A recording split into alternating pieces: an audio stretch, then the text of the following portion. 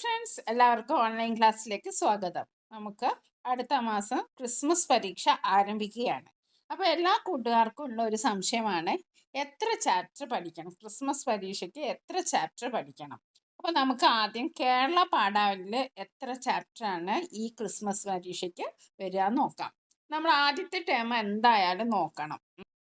ആദ്യത്തെ ടേമിലുള്ള എല്ലാ പാഠഭാഗങ്ങളും നമ്മൾ നോക്കണം. എന്നാലും കൂടുതൽ ചോദ്യം വരിക, ഏറ്റവും കൂടുതൽ ചോദ്യം വരിക രണ്ടാമത്തെ ടേം മുതലാണ്.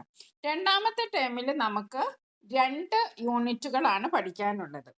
യൂണിറ്റ് 3ഉം യൂണിറ്റ് 4ഉം. യൂണിറ്റ് 3ന്റെ പേര് നൽകുകിൽ നേടാം. അതിൽ വയൽ കാഴ്ചകളും അതിജീവനത്തിന്റെ തുടക്കവുമാണ് നമ്മൾ പഠിക്കേണ്ടത്.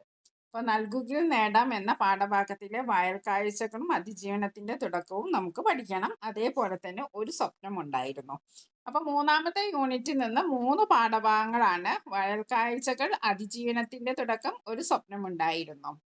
ഇനി അടുത്തത് യൂണിറ്റ് 4. യൂണിറ്റ് 4ന്റെ പേര് അറിഞ്ഞു വിടരാം. ഓക്കെ, അപ്പൊ അതില് നമുക്ക് 3 പാഠങ്ങളാണ് ഉള്ളത്. ശാസ്ത്രം മുന്നേറുന്നു, ആദ്യത്തെ പറക്കൽ, പന്തങ്ങൾ. ഈ 3 അപ്പോൾ ഈ ചാപ്റ്ററൊക്കെ നമ്മൾ നല്ലവണ്ണം വായിച്ച് അതിലെ ആശയങ്ങളൊക്കെ മനസ്സിലാക്കി പഠിക്കേണ്ടതാണ്. വയൽ കാഴ്ചകൾ, അതിജീവനത്തിന്റെ തുടക്കം, ഒരു സ്വപ്നം ഉണ്ടായിരുന്നു, ശാസ്ത്രം മുന്നേറുന്നു, ആദ്യത്തെ പറക്കൽ, പന്തങ്ങൾ. ഇങ്ങനെ 6 പാഠഭാഗങ്ങൾ നമ്മൾ വിശദമായിട്ട് പഠിക്കണം. കൂടാതെ ആദ്യത്തെ ടേമിലുള്ള പാഠഭാഗങ്ങളുടെയും ആശയങ്ങൾ നമ്മൾ മനസ്സിലാക്കി വെക്കേണ്ടതാണ്. ഓൺലൈൻ ക്ലാസ് എന്ന ഈ ചാനലിൽ ഒരുപാട് മോഡൽ ക്വസ്റ്റ്യൻ പേപ്പറൊക്കെ അപ്ലോഡ് ചെയ്യുന്നതാണ്. അപ്പോൾ നിങ്ങൾക്ക് അത് കിട്ടാൻ വേണ്ടിയിട്ട് നിങ്ങൾ സബ്സ്ക്രൈബ് ചെയ്യുക, സപ്പോർട്ട് ചെയ്യുക.